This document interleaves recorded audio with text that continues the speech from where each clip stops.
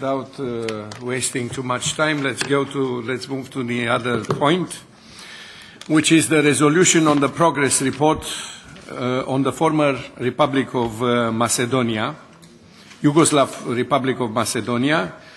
And I would like to start by inviting Richard Howitt, who is the rapporteur, to take up the floor.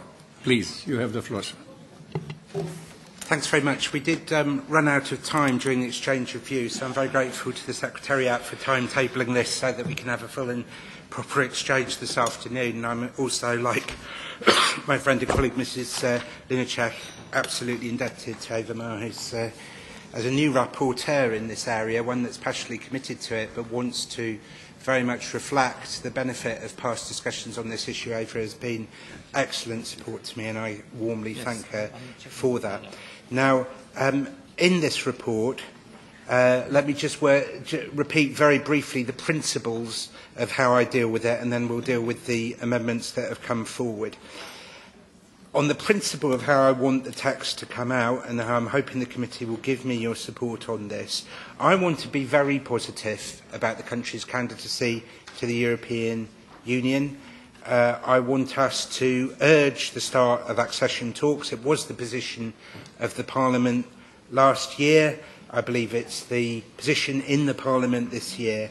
And when there has been a delay, and we will discuss some of the reasons behind that in a moment, but when there has been, there is a need for encouragement. And so I do want that to be seen and heard in the way that the Parliament deals with the text. So I've got some very positive language, for example, on the country's performance in the World Bank Doing Business report in terms of the regulatory environment, or in terms of its improvement on the Transparency International Index. I've even got some positive words about the basketball championships, which some colleagues seem to think you want to delete. Why? Let's send a positive signal of encouragement to the population of the country that we want them to be part of this European Union family, and let such messages be heard and seen by the people of the country. There is a clear political strategy behind that, and I want a paragraph 1, sentence 1 of this report, which is short and clean and clear, and which says we want these accession talks to open, which is why I've bundled together the amendments to paragraph 1 into a new paragraph 1A, and I hope I will have your support to do that. And having sent those messages of encouragement, then I think that gives us the space and the licence and the opportunity to be heard in saying some pretty tough things about further reforms that we want to see in the country. I wrote some very challenging things, for example, in relation to the freedom of the media, the need for far more significant steps on decentralisation, of movement on anti-discrimination, of independence of civil society, of surveillance by intelligence services, and all sorts of other things that are tough. They're tough messages, but I believe that if we combine them with a strong messages of encouragement at the same time, they are most likely to be heard and to be acted upon. And my overall aim, therefore, is to get a balanced report which is constructive, which is objective, and therefore which will support the reform process in this country. And in this sense, and I understand the sensitivities from a number of colleagues in this room and in this Parliament, I think they would agree, and I hope you will agree in the debate, I have sought to be as inclusive and as supportive as possible of the amendments that have been brought in. I see my friend Mr Kovachev, and I'll refer to him in a moment. There are some amendments that I haven't been able to support or include in compromises, and we can deal with that in the debate. But I understand that 164 amendments is actually rather fewer than in some years past, and I hope that's a reflection of the fact that my text is balanced and objective. But also you will see a large number of the amendments I am supporting, either through separate votes or in compromises. And I send a signal to you, my parliamentary colleagues in this committee, of wanting to be inclusive, wanting to be consensual and bridge building in the way that I've dealt with this report. And I hope I will have your support for doing so. I do, in some of the very sensitive issues, and I will mention them now, the arbitration mechanism, paragraph 10, and Mrs Cornelissen and the Green Group, Mrs Brantner and the Green Group, I should say, have a specific interest in this, on whether there is a facilitation role by the Vice President High Representative, on the interpretations of history, in particular in relation to Bulgaria, and my colleague Mr Kovachev has got amendments in relation to that, plus Mr Kirillov and other Bulgarian colleagues, on antiquization, the Amendment 102 from my colleague Mrs Copper and other Greek colleagues. In all of those, I have gone to them and said, let's take the text that was agreed last year by Parliament and through oral amendments, let's amend your amendments and stick to that. Let's not reopen the compromises on those issues. I understand that you need those issues to be fairly represented in the text. I understand that you need to be seen to be raising those issues to properly reflect the political interests that you represent. But what I don't want to do is to have a battle over those issues. And I hope that therefore, and I have put to the colleagues that have put forward amendments on those areas, that we stick with what was agreed last year as a fair and balanced compromise. And I ask you to do so again in this debate, and you will find those oral amendments on the voting paper. Now, the name issue. It's the one thing we're not responsible for, the UN is, but it's the one thing everyone wants to talk about all the time.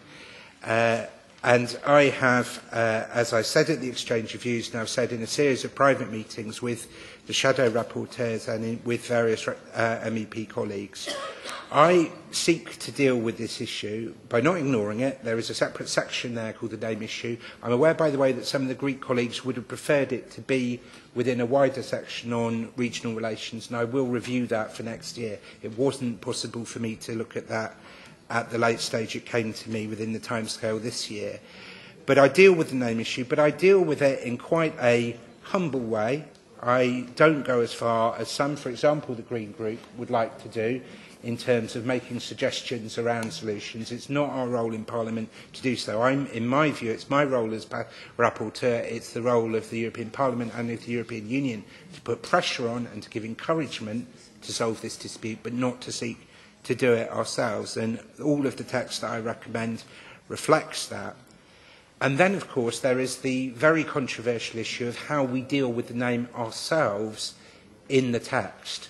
Not controversial at one level. There's an international accord, we all know, dating from 1995 in the United Nations.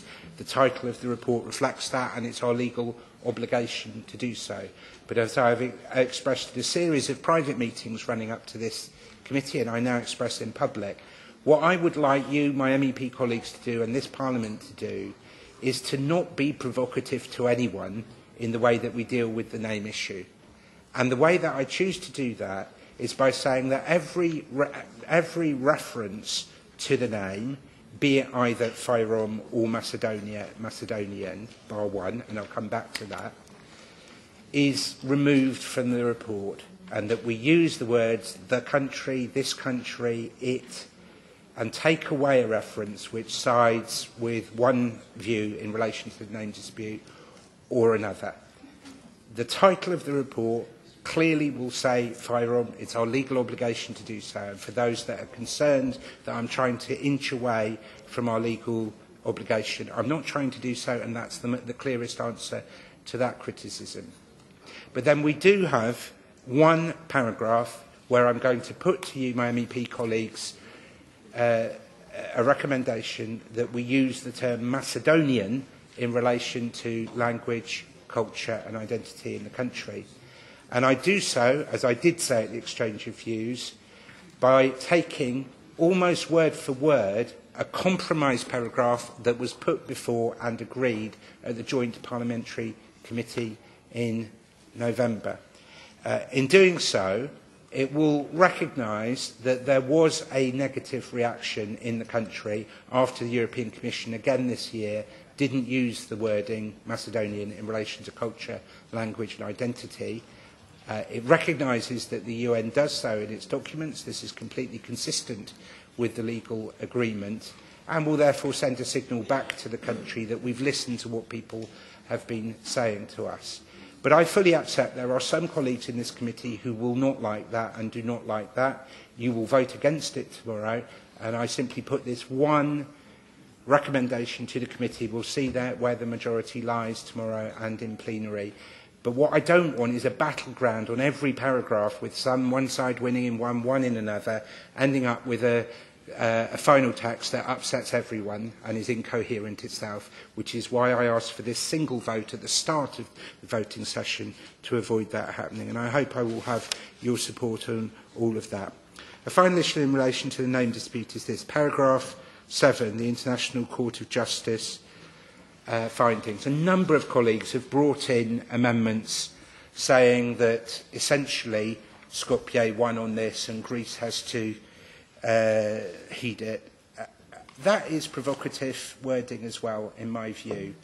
What I really welcome is that following the ICJ court judgment, both sides were very restrained in not being provocative in their responses. Skopje was not provocative was not triumphalist in any way, and I commend them for the maturity of their response.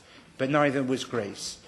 And therefore, I want us in a parliament to show the same discipline, which is why I use words like notes the judgment and hoping that it is a stimulus for further resolution of the dispute. And I argue to you, my colleagues, that is a much more constructive way of urging there to be a solution than it is by some in this Parliament trying to be triumphalist about what that judgment was. And I ask you to think very carefully on how you vote in relation to that. Now, much more quickly, I can deal with some more detailed points on specific amendments. I've already said on Compromise 1, I want to keep a clean, clear, short paragraph 1, which is why I ask the movers of amendments 18 and 19 to agree Compromise 1. On the pre-screening issue, I completely accept there are different views about this in the committee and in Parliament.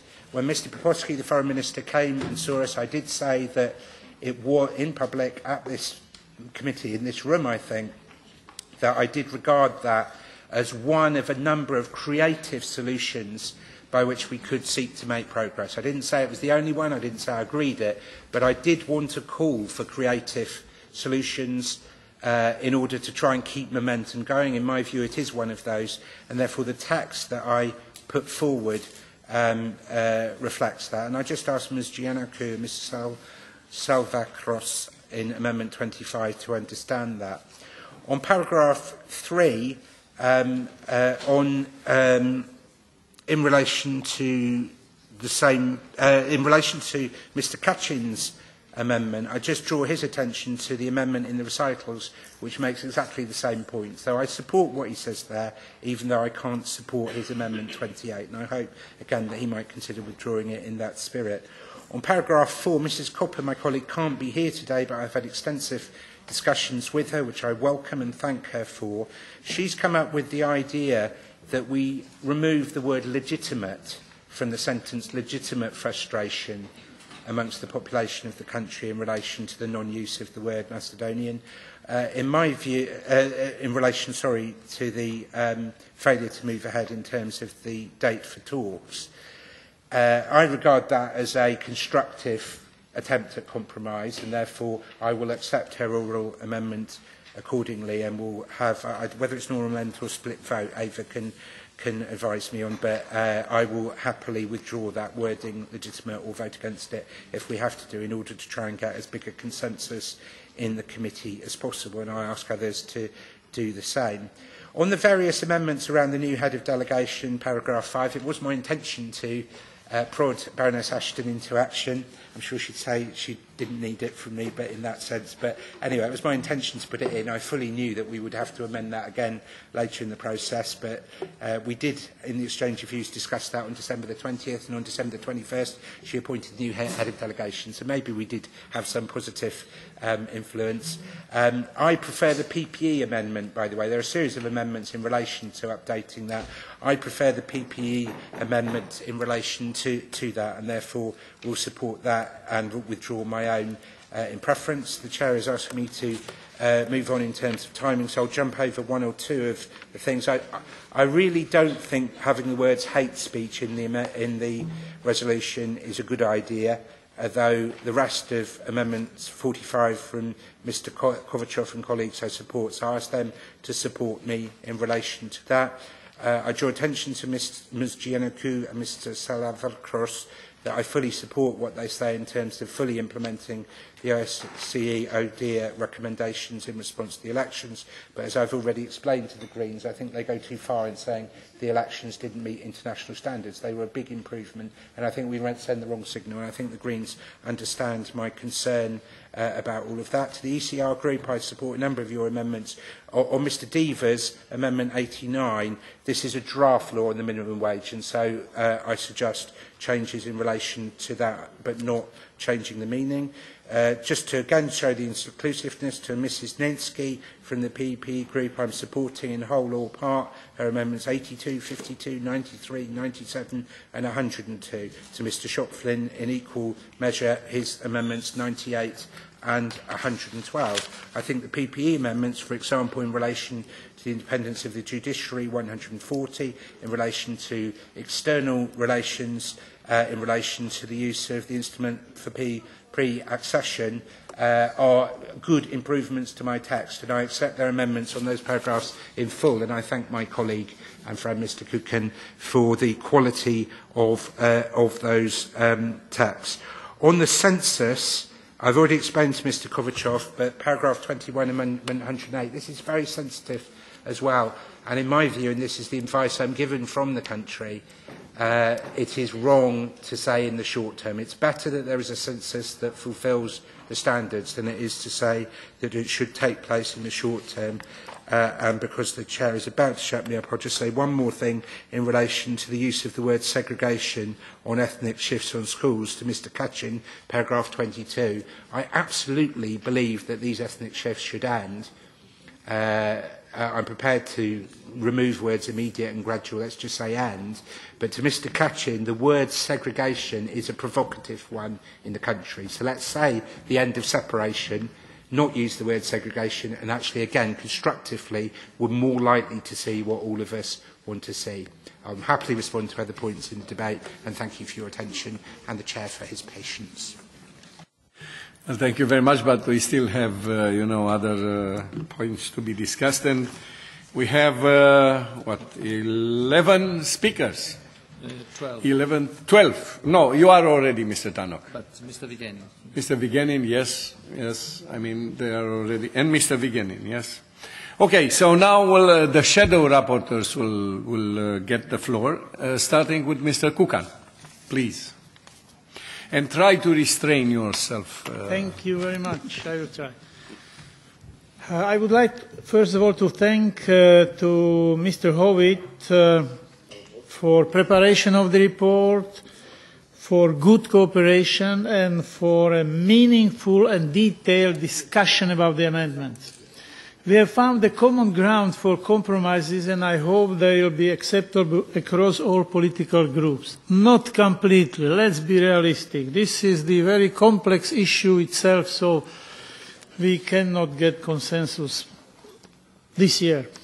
In the discussion on the report, I have taken the position of recognizing progress FYROM made over the last year. At the same time, however, I have also supported view that in many areas of the European agenda, the authorities of FYROM need to make more efforts. Let me highlight several issues. In the question of starting the negotiations, I agree with the rapporteur and most of my colleagues that despite the ongoing debate on the name issue, the Council should follow the Commission recommendation on starting the negotiations. In this case, there has been a very long gap between granting the candidate status and starting the negotiations. I am of the opinion that this could have a negative impact on countries' integration efforts, on the credibility of the EU, and in broader context on the integration processes in the region. At the same point, I see that UN-led negotiation as a main framework for resolving this issue, while taking under consideration the good neighbourhood relations as the essential part of the integration processes. Furthermore, main challenges for the country remain in areas of justice and home affairs, fight against corruption, especially at the high level, media freedom and minority rights. In all these areas, I see the need for stepping up efforts from the authorities of the country. Finally, I would like also to stress the importance of parliamentary cooperation and parliamentary dialogue. The key role of the parliament in political debates is undeniable. However, what should be underlined is the need for strengthening the political dialogue within the parliament between the different political parties in the country. In this context, I am glad that the parliamentary boycott of the last year came to an end. Finally, I would like to repeat that the report and compromise amendments seem to be quite balanced, and I am supporting them. Thank you. Thank you very much. So, Mrs. Nicolai, please. Thank you, Chair. I want to congratulate the rapporteur, especially for the compromise amendment. We negotiate and we discuss all together.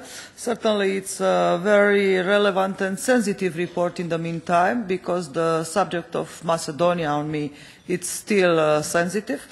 But I want to point only three things. I believe we must continue to be open for the starting of negotiation for accession. It's normal for the Council to follow the recommendation of the Commission and also of this House. The question of the name, I believe that the decision of International Court of Justice must be respected, is the point for the starting the negotiation, and both parties, Greece and Macedonia, must start as quick as possible this negotiation. There are still two issues who remain disputed, which is justice situation, minority rights and media freedom, but the amendment was already put and the compromise amendment reflect very well the real situation. I want to point also on minority rights, and we support the amendment of our Bulgarian colleague. We must respect the minority rights, because it's a crucial issue for whole the area, because whole the area have a lot of minority, and this a prerequisite for understanding and for a peaceful solution in the area. And also I believe that the situation of media must be taken into account by the Macedonian authority, because the transparency of the ownership and the freedom of press are crucial for the status of democracy. Thank you. Well, thank you very much. Mr. Cornelissen. Mrs. Cornelissen, please. Thank you. Yeah. A lot of things have already been said. I'm just wanted to say something about the word legitimate in Compromise 3. Yeah, it is 3. Macedonia, or Farom, as some prefer, has had the recommendation now for 3 years that negotiations should be opened. And they have been complying with criteria.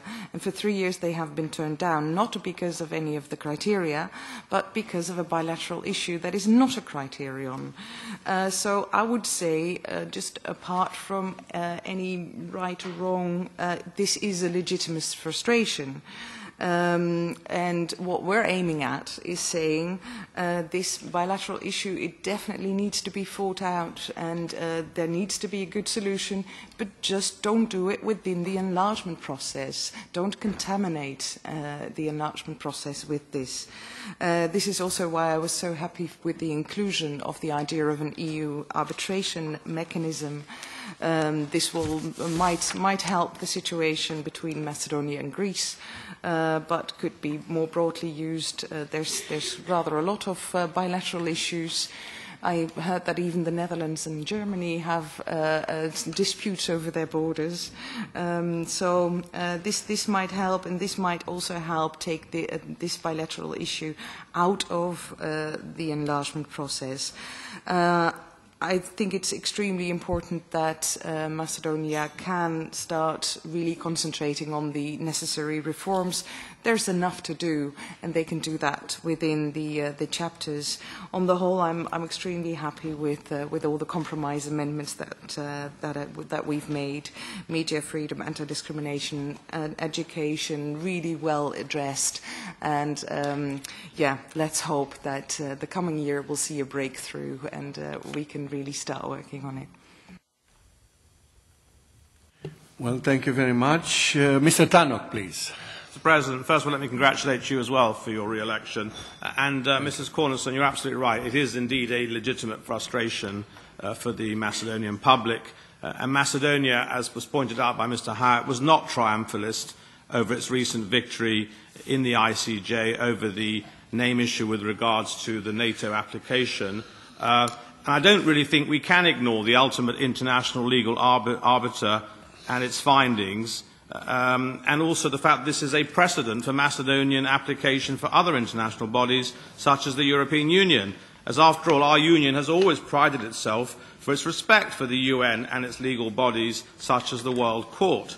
However, that said, I do congratulate Mr. Howitt on his enormous efforts to be fair and balanced regarding Macedonia, which indeed is a small, fragile country making huge efforts to reform both economically and politically. I will declare an interest here. I'm a founder member of the European Parliament Macedonia Friendship Group, so I was equally saddened by the recent continuous use of the veto for the opening of EU accession negotiations against the Commission's recommendations, and after, I believe, Macedonia has been a candidate now for 7 years. And so I don't think that Greece should have stopped Macedonian advances in terms of opening chapters just because of the bilateral dispute between Skopje and Athens over the name, which I'm afraid to say is totally incomprehensible to outsiders. It's also a worrying precedent for the future. Will, for instance, Croatia in the European Union try and block Serbia's procedures because of old problems, bilateral disputes and paying back old scores? And it's also holding back other countries like Montenegro from being allowed to progress and open their negotiations. Macedonia faces internal tensions with some minority hardliners and extremists wishing to undermine its long-term territorial integrity. So the sooner it can start meaningful negotiations to join both the European Union and NATO, the better as far as I'm concerned. And this will, of course, open the door for more foreign direct investment, economic growth prospects, and long-term political stability in the Western Balkans. Mr. Chountis, please. Ευχαριστώ κύριε Πρόεδρε. Αγαπητοί συνάδελφοι, οφείλω. Thank you very much, Chairman.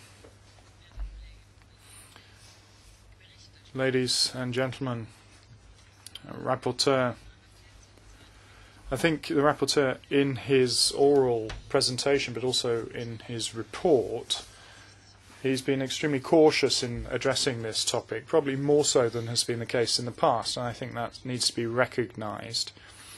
I think he's been fully aware of the difficulties here and also aware of the need to enter into dialogue to try and reach agreement here.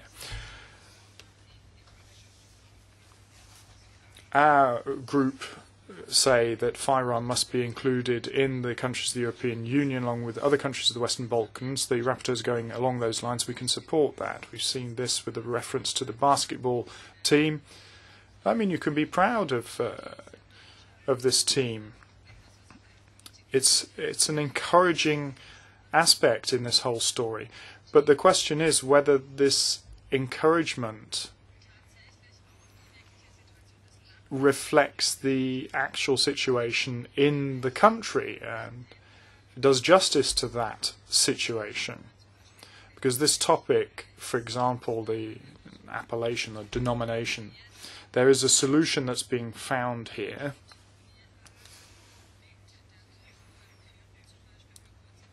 And we did here recently with reference to the negotiations, Mr. Mimic and the UN, that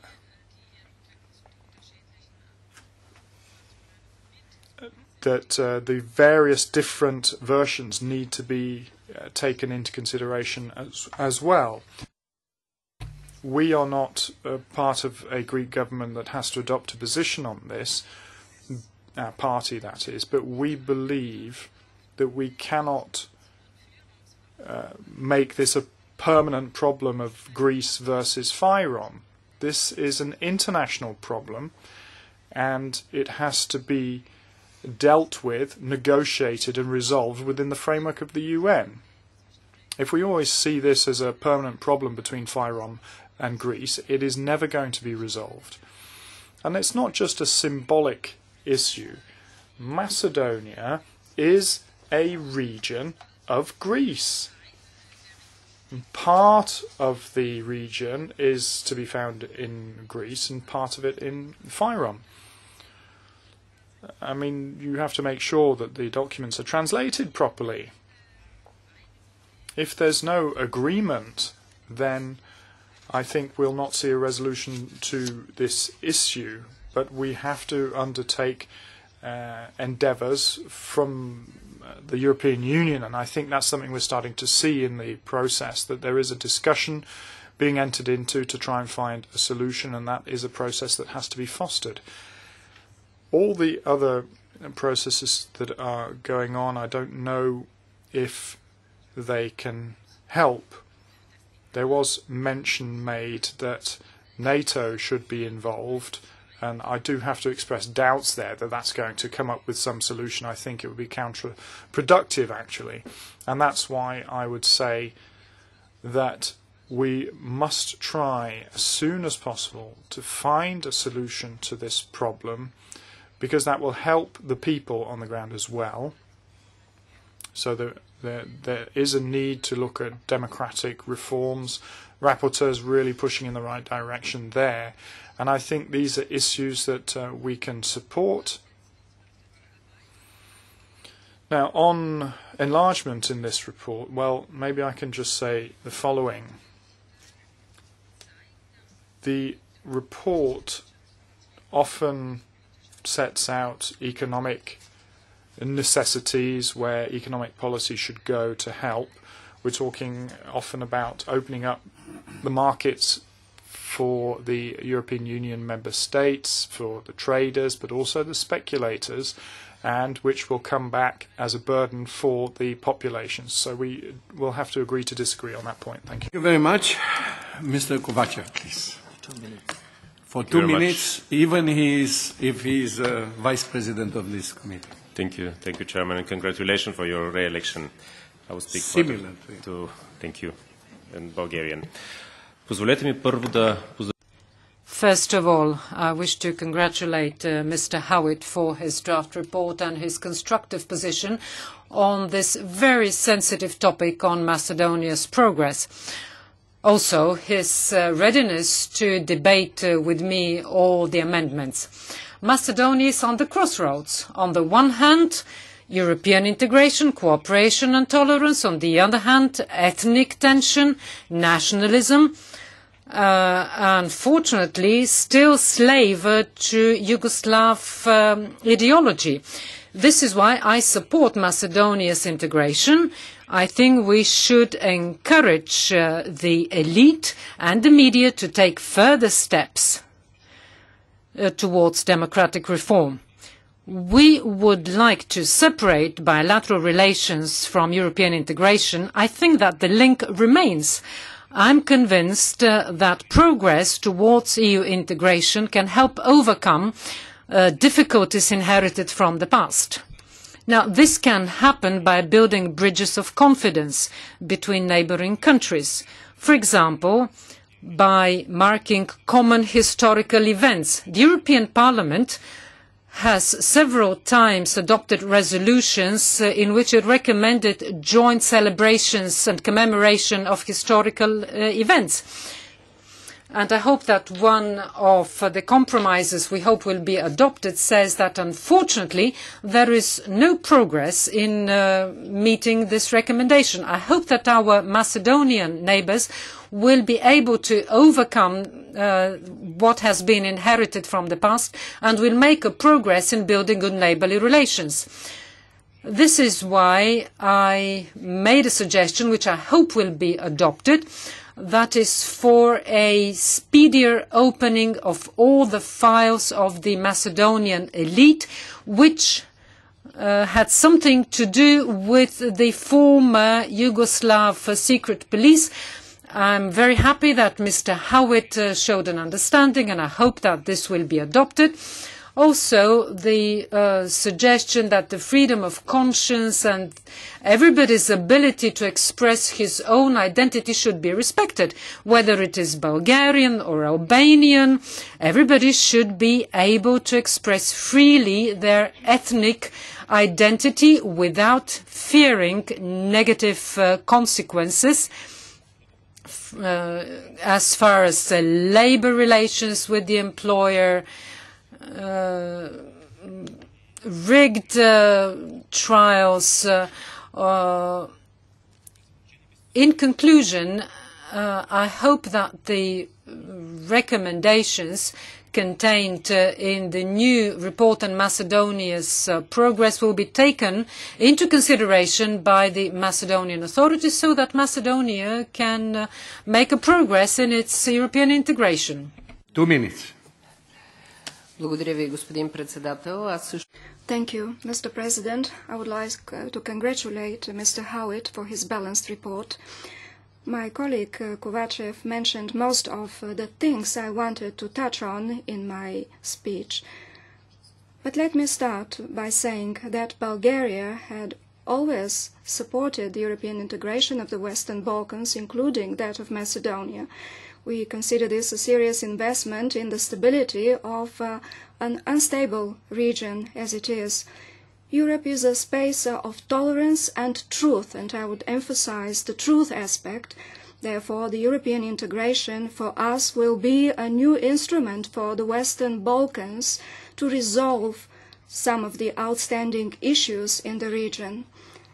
We support the process of integration of the Republic of Macedonia in the EU, but at the same time we want to stress that the hate speech should be avoided because it is unworthy of a European country. This hate speech is something which is a relic of the past and it stands in the way of good neighborly relations. As a country that has held negotiations, the freedom of speech, the freedom of the media is a major precondition. Also, issues related to the past are to be sorted out so that the people who lead the country should not have any linkages that are controversial to the national interest. Please, for 2 minutes. Mulțumesc, Presidente. I will speak Slovene because in the case of I will speak Slovene because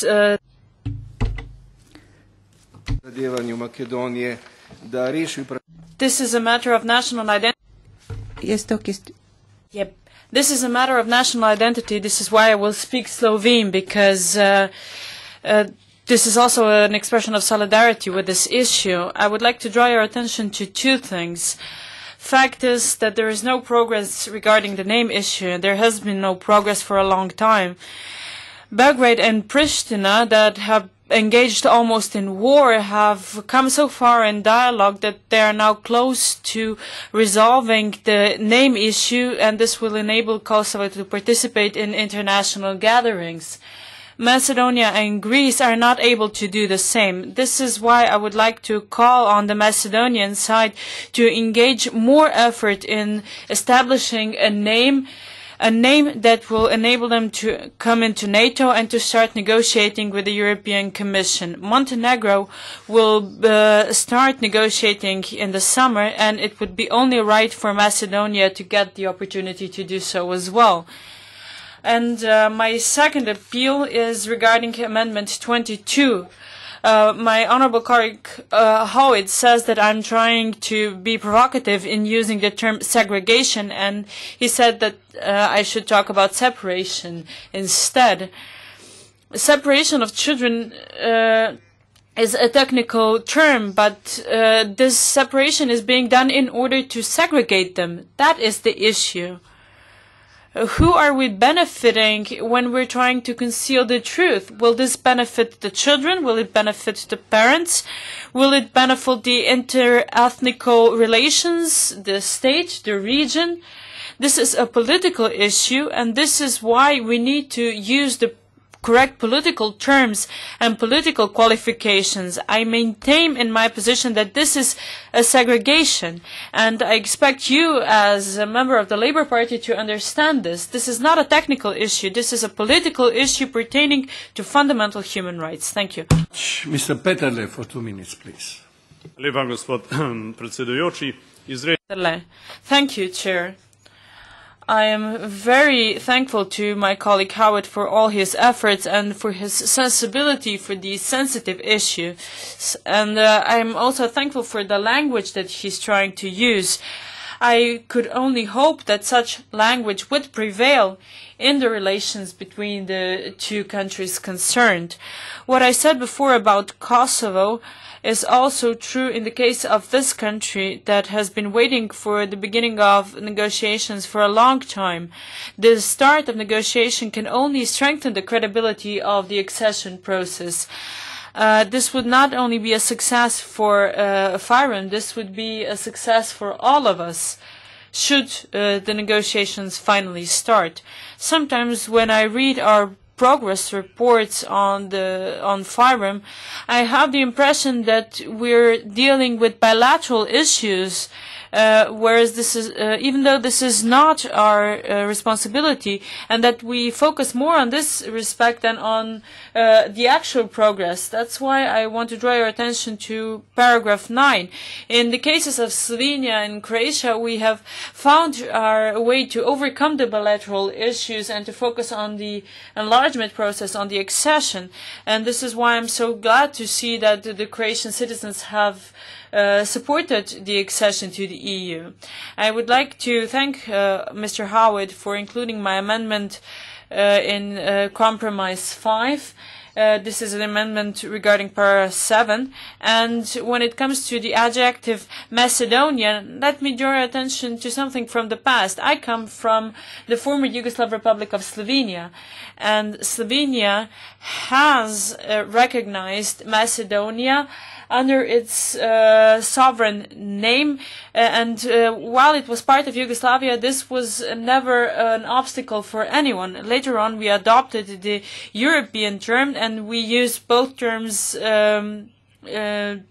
equally, but I don't think we can speak about just someone somewhere, because every identity should have its own name, and it would only be in line with our principle of identity to respect this fundamental approach, and I hope that the progress will continue. Thank you. Apostle, please. Ja, ich möchte 2 minutes. ich möchte mich dem Lob an den Kollegen Howitt anschließen. Er hat wirklich sehr geschickt. Well, I'd like to add to the words of praise of Mr. Howitt. He's taken an across-the-board approach, a very thorough approach, rather better than his predecessor. Now, just 1 or 2 points which we certainly have to pay attention to. First of all, we can't just ignore treaties and agreements. There's an interim treaty, and this interim treaty has to be implemented. Second point, and I think this is rather important,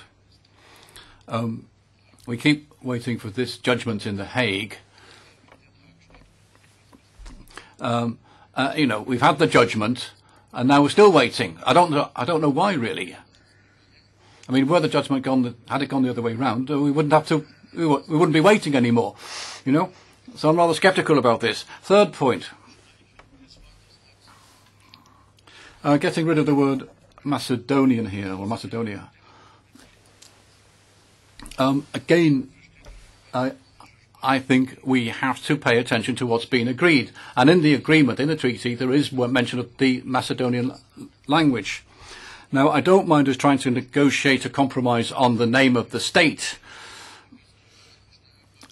And there are also, there are all sorts of things you can say about that. I mean, there's an area called Steiermark in Austria. There's also a Steiermark in Slovenia, and nobody's bothered.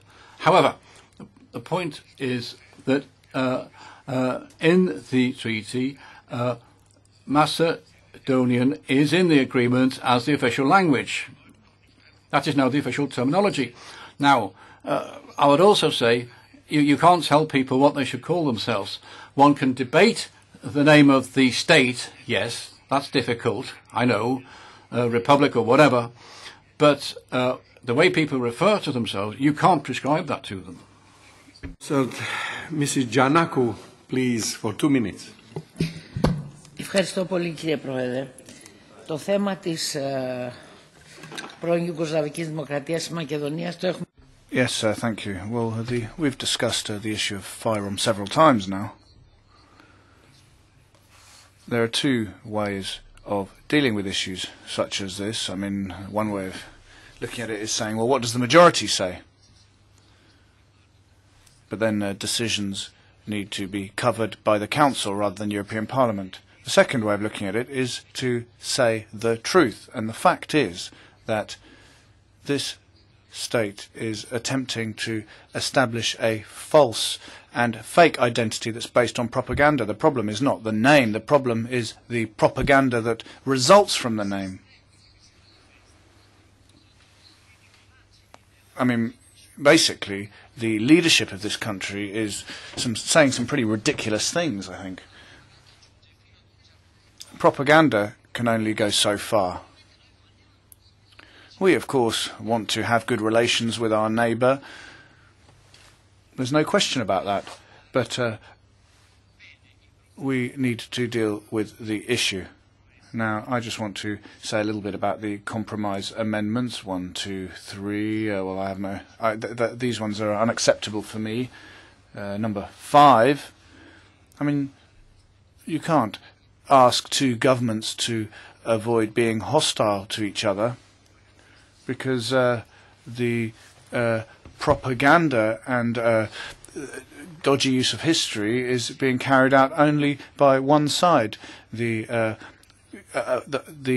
the amendment that contains the word Macedonia, well, we can't have that in there, of course.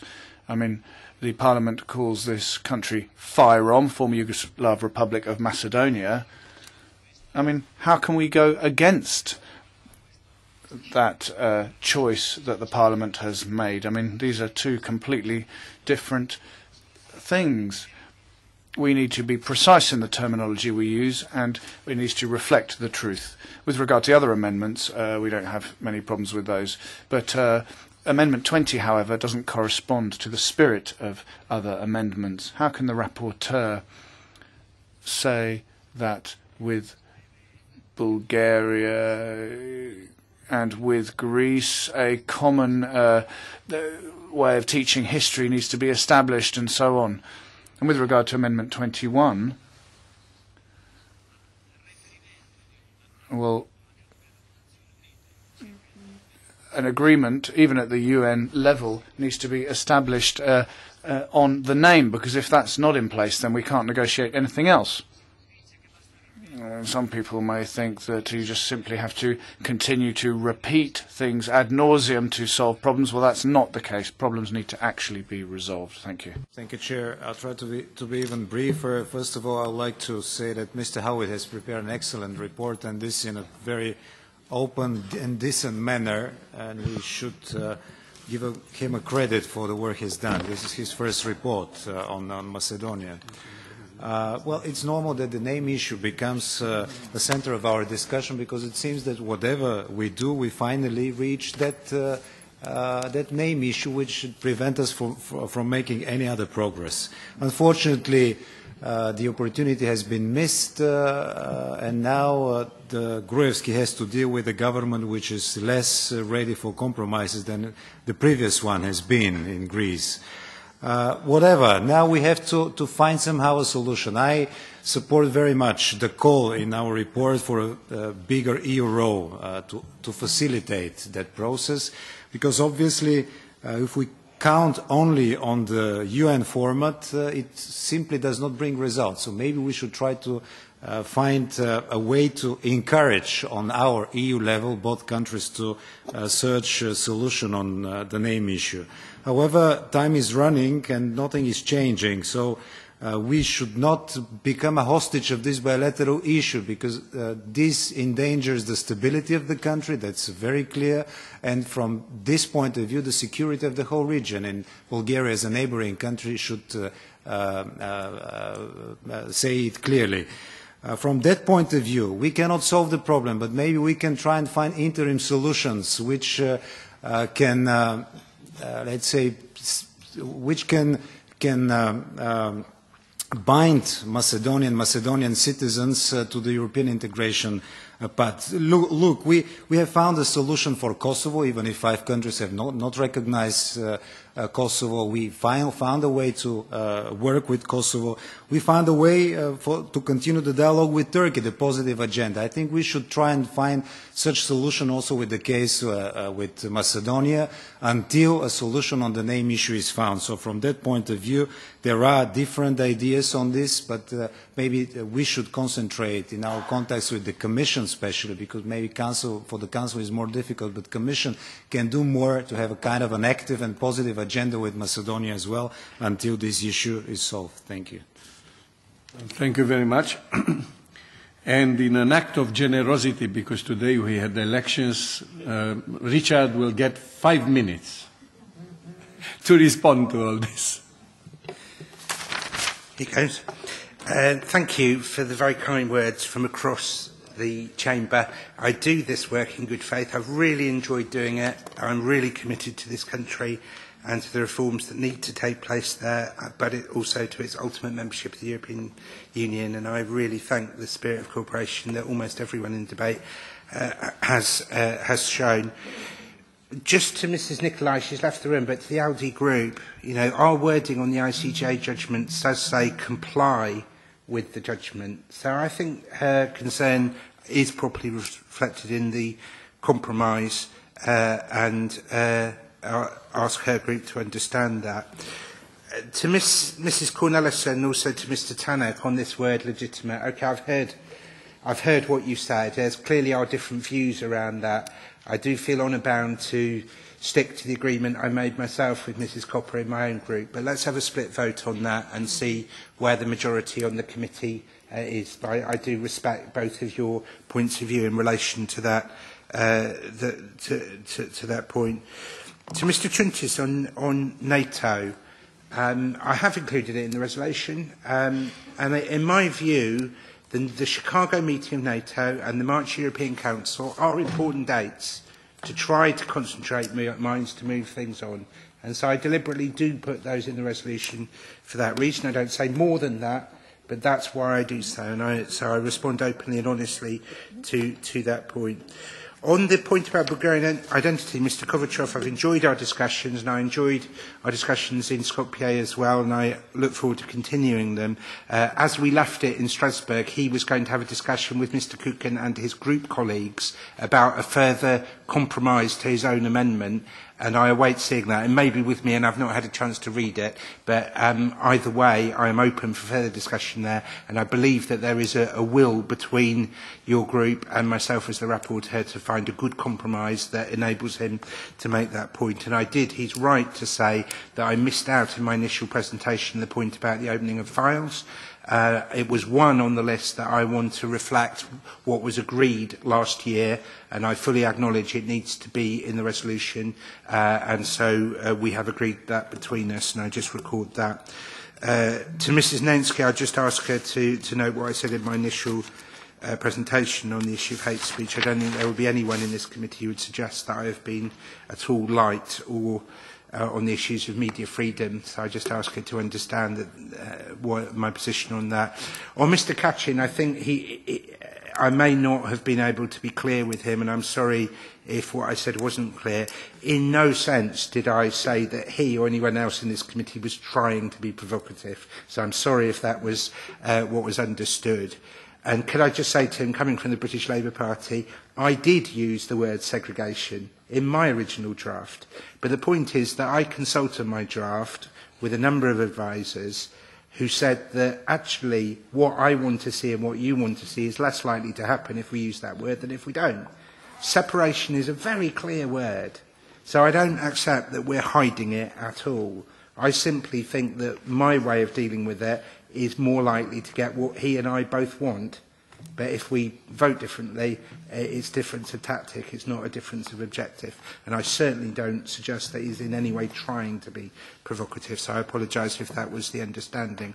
To Mr Petley, thank you for your amendments and what you said about Compromise 5. On paragraph 9, I understand that there is an amendment that, not your mistake, but has come late to me. It looks at first sight quite difficult for me to accept it after we've negotiated the compromises. But if he wants to meet with me, I'll certainly meet with him and look at that after this exchange. To Mr Posselt, thank you for what he said. I agree with quite a lot of what he said. But of course, what Mr Posselt said and then what Mrs Giannakou said were diametrically opposed to each other. And that is the difference, the difficulties in dealing with this issue, and that's why I have distilled it down to this single vote on paragraph 8 on the word Macedonian. People must vote as they choose. Mr Posselt will vote one way, Mrs Giannakou another. I hope the committee will vote for. To Mrs Giannakou, I repeat that a number of her amendments I am supporting, and I hope she does note that.